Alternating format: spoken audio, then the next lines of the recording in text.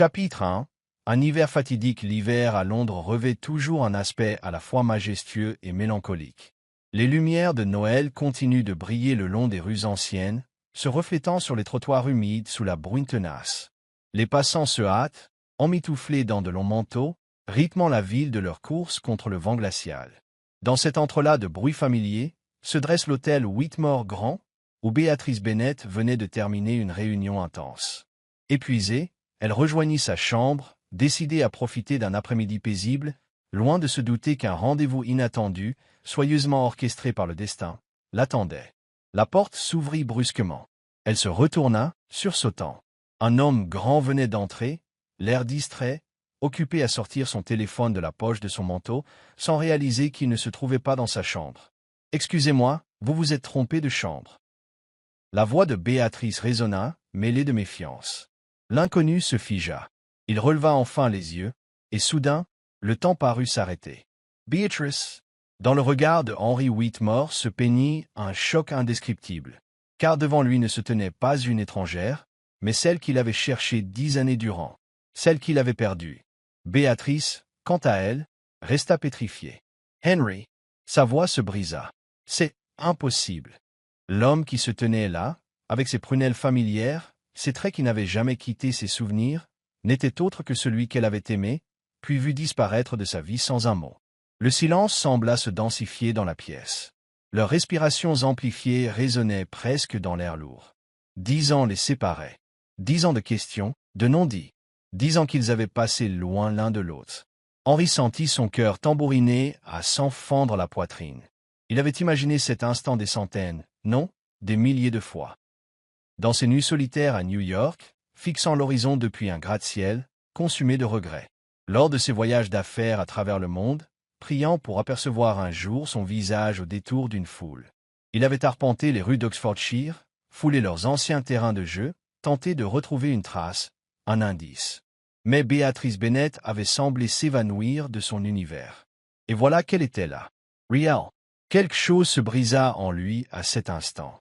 Il voulut parler, demander pourquoi elle avait disparu, avouer les années passées à la chercher, savoir si elle avait pensé à lui ne serait-ce qu'une fois. Mais il resta figé.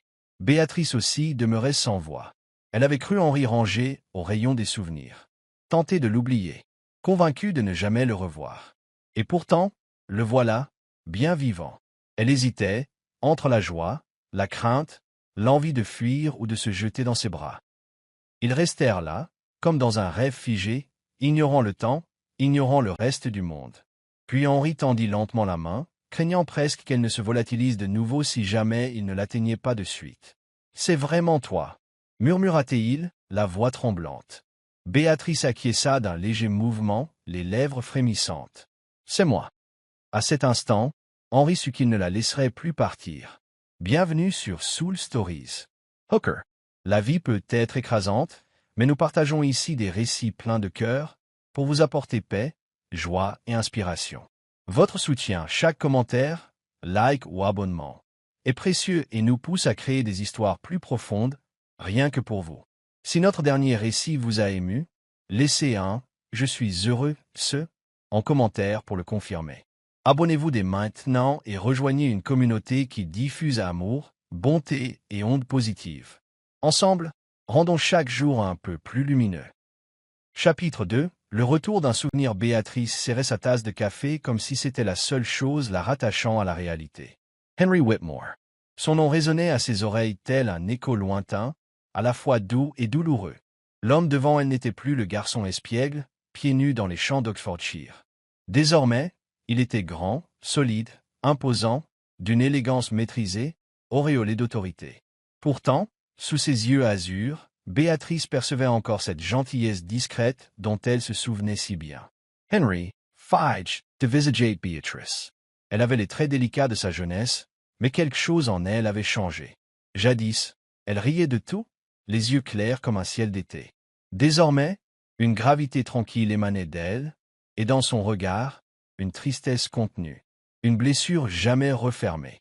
Ce fut Henri qui rompit le silence. « Béa, jamais je n'aurais imaginé te revoir ici. » Sa voix était rauque. Béatrice contracta les doigts, tâchant de garder son calme. « Que fais-tu là ?» Henri, Confus, baissa les yeux sur la carte magnétique qu'il tenait. L'erreur sautait aux yeux, il s'était trompé de chambre. Je croyais entrer dans la mienne. Béatrice eut un bref rire, sans joie. Quelle coïncidence. Ils s'observèrent. Dans cet échange silencieux, leurs esprits revinrent en arrière. 10 ans plus tôt, ils n'étaient que deux adolescents gambadant dans les champs d'Oxfordshire, où s'étendaient à perte de vue les blés ondoyants.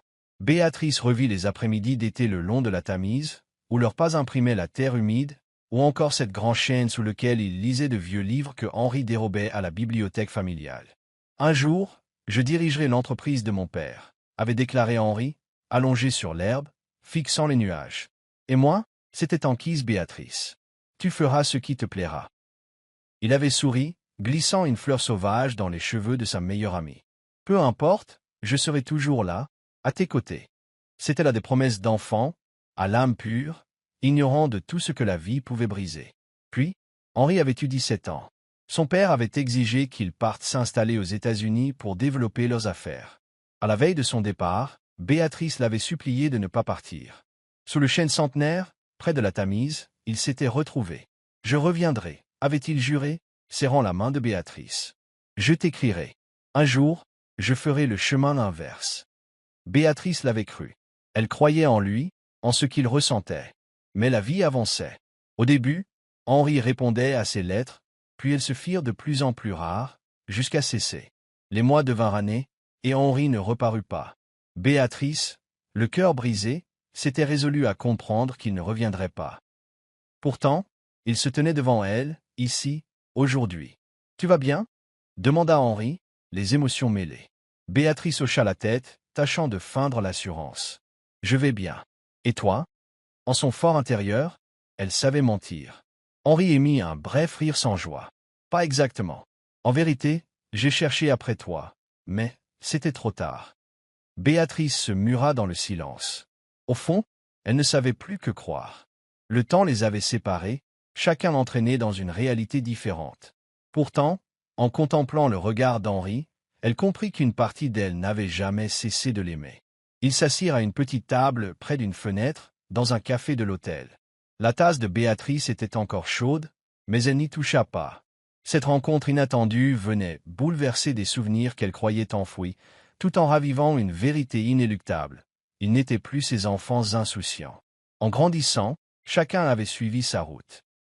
Henri, pressé par les affaires familiales, s'était envolé vers l'Amérique, où un empire financier l'attendait. Béatrice, après un douloureux deuil et des incertitudes, avait trouvé sa voie dans l'humanitaire. Les années avaient filé, façonnant deux êtres très différents. Mais en cet instant, face à lui, elle n'ignorait pas que son cœur battait toujours pour ce garçon devenu homme, le même qui l'avait abandonné. « Qu'est-ce que tu es devenu ?» demanda Béatrice d'une voix serrée. Henri posa sa tasse, esquissa un sourire amer. « Directeur de Whitmore et Son. Les médias m'appellent parfois le jeune prodige de la finance. Mais ça ne m'appartient pas vraiment. » Béatrice comprit. Elle voyait en lui la fatigue d'un homme ayant hérité d'un destin qu'il n'avait peut-être pas désiré. « Et toi ?» murmura Henri. « Que es-tu devenu ?» La jeune femme haussa les épaules. « Je dirige Horizon, un centre d'accueil pour enfants défavorisés. » Les mots étaient simples, mais ils recelaient tant de difficultés, de combats menés contre l'injustice et le manque de ressources. Henri sourit avec douceur. « Ça te ressemble. » Leur échange s'interrompit. Leurs univers ne pouvaient être plus opposés. L'un parlait de milliards, de deals internationaux, l'autre ne vivait que de dons et d'idéaux. Mais ce soir-là, malgré les années, ils se sentaient plus proches qu'ils ne l'avaient été depuis bien longtemps. Chapitre 3. Entre deux mondes. Après le départ d'Henri pour les États-Unis, Béatrice avait vécu une longue période de solitude. Déterminée à donner un sens à sa vie, elle avait créé Horizon, un modeste centre à Londres qui accueillait des enfants abandonnés. Chaque journée était un défi. Trouver des fonds, chercher des dons, organiser des activités, tout en essayant de donner à ces petits un foyer et un espoir. Béatrice n'avait jamais regretté son choix. Certes, elle manquait souvent de tout, mais chaque sourire d'enfant lui rappelait pourquoi elle se battait. Henri, lui, s'était retrouvé projeté dans l'empire familial Whitmore et Son, une firme financière influente. Dès son plus jeune âge, on l'avait formé pour en prendre la tête. Il était doué, avait multiplié les réussites, mais à quel prix? Lorsque le hasard l'avait remis sur la route de Béatrice, il avait senti ce vide se combler partiellement. À mesure qu'il passait du temps avec elle, il percevait clairement qu'ils étaient devenus deux adultes aux existences contraires. Lui se déplaçait en limousine, signait des chèques à des sommes vertigineuses. Elle, habillée sobrement, comptait chaque dépense pour offrir une couverture de plus à un enfant. « Je suppose qu'on a beaucoup changé », murmura Béatrice un soir, les yeux baissés sur une tasse de thé. Henri resta silencieux, puis déclara doucement « Certaines choses ne changent pas. » Leur regard se croisa. Henri la fixait avec cette même intensité qu'autrefois, celle d'un garçon promettant de ne jamais partir. Béatrice sentit son cœur vaciller. Mais la réalité la rattrapa. Elle n'était plus la fillette courant pieds nus sur la lande. Il vivait dans un monde de milliardaires, elle dans un univers précaire. Fallait-il laisser l'histoire se répéter et retomber, au risque de tout perdre une seconde fois? Henri ne dormit pas. Le souvenir de Béatrice l'empêchait de trouver le repos. Elle était là, si proche, mais un fossé semblait les séparer. Il voulut tout savoir d'elle, et demanda à son assistant de se renseigner sur le centre Horizon. Dès l'aube, il quitta l'hôtel et se présenta devant le bâtiment vieillissant de l'association. En entrant, il aperçut Béatrice, accroupie, aidant un petit garçon à lasser ses chaussures. Elle l'écoutait en riant doucement, effleurant ses cheveux d'un geste tendre. Henri resta figé, admirant cette femme forte, attentionnée, qu'il n'avait jamais vue ainsi autrefois. Elle avait trouvé un but, un sens, et il en tomba encore plus amoureux. Beatrice sentit son regard. Se relevant, elle le vit, toujours dans son costard hors de prix, un contraste brutal avec l'atmosphère modeste du centre. « Pourquoi es-tu là » lâcha-t-elle, les bras croisés. « Je voulais découvrir ton travail. Mon monde n'est pas le tien, Henri. Tu n'as pas besoin de t'en mêler. » Fenris s'avança d'un pas. « Alors, montre-moi en quoi il est différent. » Beatrice franca les sourcils. « Henri, je ne veux pas de toi dans ma vie. » Elle mentait, par crainte de réveiller ses sentiments. Henri planta son regard dans le sien. « Je ne suis pas venu pour le passé. Je suis là pour toi, Béatrice. » Le cœur de la jeune femme s'emballa, mais elle lutta contre elle-même. Elle avait tant espéré son retour, autrefois. Aujourd'hui, pouvait-elle se permettre de croire de nouveau? Chapitre 4. Henri s'implique le lendemain. Béatrice s'attendait à ce qu'Henri abandonne. Il n'en fit rien. Au contraire, il se présenta au centre en tenue décontractée, prêt à travailler. « Je veux aider » annonça-t-il calmement. « Que tu le veuilles ou non. » Beatrice soupira, résignée. « Très bien. Mais ici, tout se fait à ma manière. Alors, apprends-moi. » Ainsi débuta la surprenante collaboration entre le richissime Henri Whitmore et Horizon. Du tri de dossiers à l'animation d'événements caritatifs, Henri s'investit sincèrement. Les employés, d'abord méfiants, finirent par apprécier son dévouement. Béatrice, elle, continuait de garder ses distances, mais elle ne pouvait nier qu'elle s'habituait à sa présence. Parfois, ils travaillaient ensemble, et Henri insistait toujours pour la raccompagner. Une fois, Henri renversa un seau d'eau en voulant laver le sol, sous les rires des enfants. « On dirait que gérer des milliards ne t'aide pas à manier une serpillière », plaisanta Béatrice. « Je sais calculer des retours sur investissement, pas laver un parquet », répondit Henri, dépité, déclenchant l'hilarité générale. Malgré elle, Béatrice sentait revenir la légèreté. Un autre jour, un bambin se mit à dessiner sur le pull hors de prix de Henri.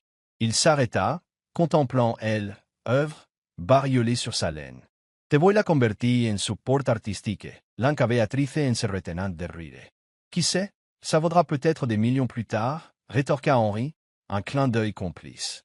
Béatrice rit, et se surprit à ressentir cette joie indicible, celle qui l'envahissait quand elle était enfant, à ses côtés. Chapitre 5. Confrontation un soir. Après avoir terminé leur journée au centre, Henri et Béatrice longèrent les rues calmes de Londres. Le vent nocturne était glacial, mais elle ne le sentait pas. Son cœur battait trop vite. Henri ralentit, puis s'arrêta. « On doit parler, » dit-il, la voix rauque, comme retenue trop longtemps. Béatrice ferma brièvement les yeux. « Le passé est derrière nous, Henri. »« Pas pour moi, » trancha-t-il, le regard déterminé. « Tu crois que je n'ai pas gardé en mémoire ces années ?» La voix de Béatrice trembla. « Tu crois que je t'ai oublié? Et toutes ces lettres que je ne t'ai jamais envoyées? » Henry Tresselet. Des lettres. Beatrice esquissa un sourire triste. J'en ai écrit tant, mais je ne les ai jamais postés. J'avais trop peur de ne pas avoir de réponse. Que tu m'aies oublié. Que tu vivais sans moi. Henry Sented essay, Gorge essay New Year. Béa, j'ai tout fait pour te retrouver. J'ai même pris l'avion peu après être parti. J'ai atterri à Oxfordshire. Tu n'étais plus là. Le sang de Beatrice essay Figia. Quoi? Je suis revenu, Béa. Quelques mois après mon installation aux États-Unis, je ne supportais plus l'idée de vivre sans toi. Mais tu avais disparu. On m'a dit que tu étais parti. J'ai tout tenté, je me suis renseigné partout. Rien. Je t'ai attendu, je t'ai écrit, en vain. Béatrice sentit ses genoux flancher. Ma mère est décédée, j'ai déménagé à Londres pour vivre chez ma tante. J'ai coupé les ponts, je pensais que tu ne reviendrais pas. Dans le silence de la rue, ils réalisèrent que le destin les avait cruellement séparés. Henri franchit un pas vers elle, tendit la main, hésitant à la toucher. Je t'ai cherché, je te le jure. Chaque fois que je voyais une fille brune, j'espérais que ce soit toi. Une larme roula sur la joue de Béatrice.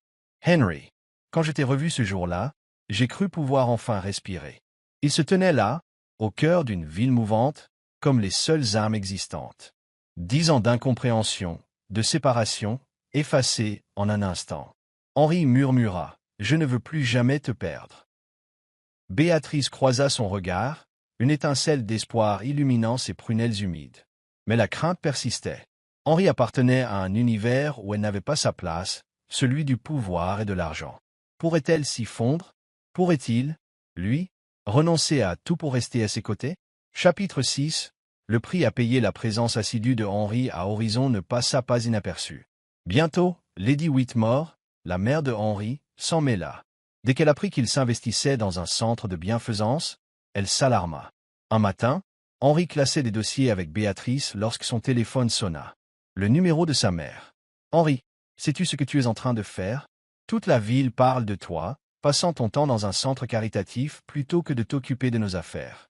Tu salis l'image de la famille. » Henry Sarah Lamaquar. « Mère, je n'ai que faire de l'image. J'ai une amie. » « Une amie? Cette Béatrice Bennett? Une fille insignifiante à la tête d'une association sans avenir? Penses-tu sérieusement? » Il l'interrompit, plus ferme que jamais. « Je suis assez grand pour choisir mes relations.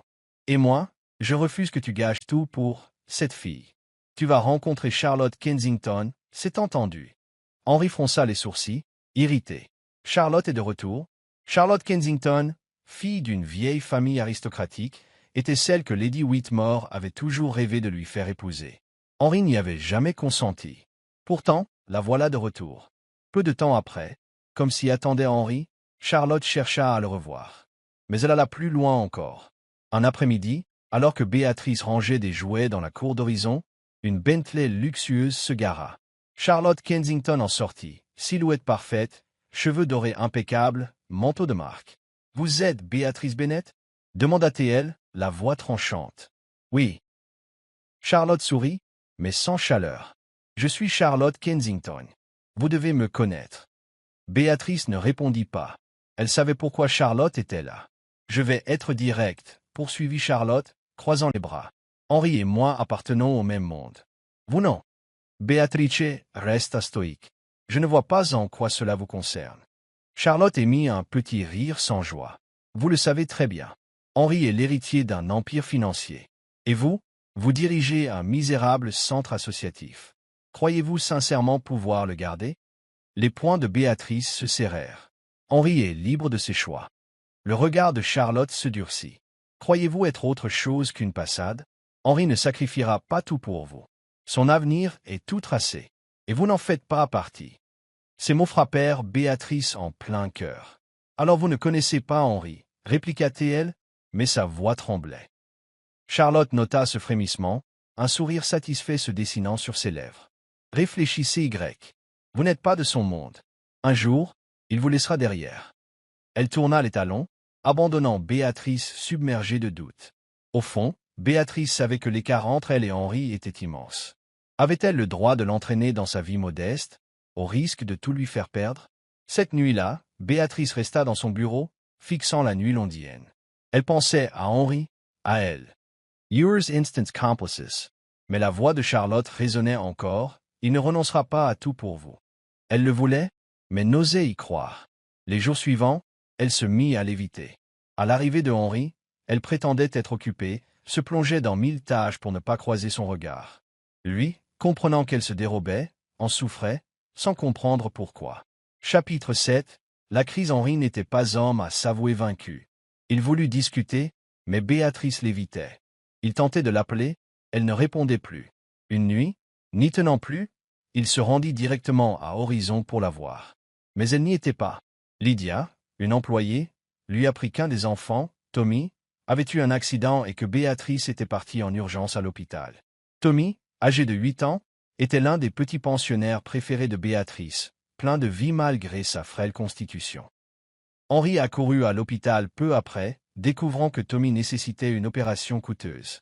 Béatrice, épuisée, restait au chevet du garçon, les larmes aux yeux, se demandant comment payer l'intervention. Le lendemain, contre toute attente, l'hôpital annonça que les frais étaient réglés. Béatrice, abasourdie, sut immédiatement qui était l'ange providentiel. Elle fonça au centre, où Henri l'attendait, devinant sa réaction. « C'était toi. » commença-t-elle, la voix tremblante. Il acquiesca. « Une vie est plus précieuse que tout. » Beatrice serra las puins. « Je ne peux pas accepter. C'est une somme énorme. » Henri répondit d'un ton calme, empli de sincérité. « Je ne cherche ni reconnaissance, ni remerciement. Je veux juste que Tommy ait la chance de vivre. » La jeune femme sentit son cœur se serrer. Henri disposait de moyens financiers faramineux, mais ce qui la bouleversait, c'était la simplicité de son geste, sans rien réclamer en retour. Ce même soir, Henri reçut un appel de sa mère lui intimant de revenir au manoir familial, où l'attendait un ultimatum. « Tu as deux choix, Henri. Soit tu épouses Charlotte et conserves l'héritage, soit tu persistes avec cette Béatrice et tu perds tout. » Les mots étaient glaciaux. Henri retint son souffle, mais au fond de lui, il connaissait déjà sa décision. « Gardez tout, rétorqua-t-il, la voix ferme. Il sut qu'il renonçait à la fortune, 8 morts et son. Le jour suivant, les journaux financiers firent écho de la démission soudaine de Henri. Béatrice, prise de panique, courut le trouver. « Tu ne peux pas faire ça, Henri. Ton empire. J'en ai assez de vivre pour les autres, sourit-il, apaisé. Si edois oisser, yete oisis. » Les larmes montèrent aux yeux de Béatrice. Jamais elle n'aurait imaginé qu'il oserait un tel sacrifice. « Tu es fou » souffla-t-elle. Henri passa doucement une main sur sa joue. « Si être fou me permet de rester près de toi, alors je l'assume. » Pour la première fois, Béatrice ne recula pas. Elle s'approcha, enlaça Henri, acceptant que cette fois, ils s'appartiennent vraiment. Chapitre 8. Un amour à l'épreuve du temps. L'hiver s'estompa, laissant place à une lumière dorée le long de la Tamise. Béatrice et Henri se promenaient sur les pavés. Là-haut, enfants, ils avaient laissé leurs traces. Henri serrait sa main, craignant presque que le destin ne la lui arrache à nouveau. Ils avaient traversé tant d'obstacles, mais enfin, ils étaient ensemble, délivrés du passé. Béatrice leva les yeux vers lui. « Ça va » murmura-t-elle. Henri afficha un demi-sourire, teinté de taquinerie et d'un immense soulagement. « Je n'ai plus rien. » Sa voix n'exprimait aucun regret. Béatrice fit une pause, puis répondit, un sourire chaleureux sur les lèvres. « Tu m'as moi. » Henri esquissa alors un geste faux. Il posa un genou sur les pavés humides, tirant de sa poche un écrin de velours. Dedans, pas un diamant extravagant, mais une simple bague en argent, gravée de mots délicats. « My forever, my home. » Je t'ai perdu une fois, mais cette fois, je ne te laisserai plus partir. Je n'ai plus d'empire, plus de titres. Je ne possède qu'une chose, mon amour pour toi. Béatrice, acceptes-tu de partager ma vie? Non pas pour ce que j'étais, mais pour celui que je suis, l'homme qui t'aime. En entendant, Béatrice ne put retenir ses larmes. Elle n'avait pas besoin de richesse, juste de lui. Oui. Henri rit de joie, glissant la bague à son doigt. Elle n'avait plus peur de l'éloignement. Désormais, elle était prête à vivre à ses côtés, pour toujours. Chapitre 9. Un mariage sincère. Ils célébrèrent un mariage simple, plein d'amour, dans le jardin d'Horizon, décoré de guirlandes lumineuses. Les enfants couraient partout, brandissant des fleurs et riant aux éclats. Béatrice portait une robe blanche sobre, Henri un costume décontracté. Quand vint l'échange des vœux, Leurs lèvres se scellèrent dans un baiser délicat, sous les applaudissements. Les enfants dansaient autour d'eux, comme la plus pure des bénédictions. Henri murmura à l'oreille de Béatrice. « Aujourd'hui, je n'ai pas seulement épousé toi, mais Horizon aussi. » Elle sourit, entourant son cou de ses bras. « Alors, as-tu des regrets ?» Il secoua la tête, radieux. « Aucun. » Chapitre 10. Un nouveau départ après le mariage. Henri et Béatrice unirent leurs forces pour développer Horizon. Grâce aux compétences d'Henri et à ses anciens contacts, l'association s'agrandit, ouvrant de nouveaux projets pour aider encore plus d'enfants. Fini les galas mondains, fini les repas hors de prix. Désormais, ils se levaient chaque matin, main dans la main, pour bâtir une existence qui leur correspondait vraiment. Et un jour, la vie leur offrit un miracle encore plus grand. Quand Béatrice mit au monde leur premier fils, Henri, submergé d'émotion, en pleura de bonheur. Il le serra contre lui, conscient que là se trouvait son plus beau trésor. Ils prénommèrent l'enfant Théo Whitmore, un symbole de leur amour et de leur espérance. « Toi qui avais tout auparavant, » souffla Béatrice, caressant la joue de Henri. « C'est seulement maintenant que je possède vraiment tout, » murmura-t-il, ému. Et un jour d'hiver, Lady Whitmore, la mère de Henri, se décida à franchir la porte de Horizon. Devant le tableau de Béatrice tenant Théo, et Henri à leur côté, elle comprit que le bonheur de son fils résidait ici.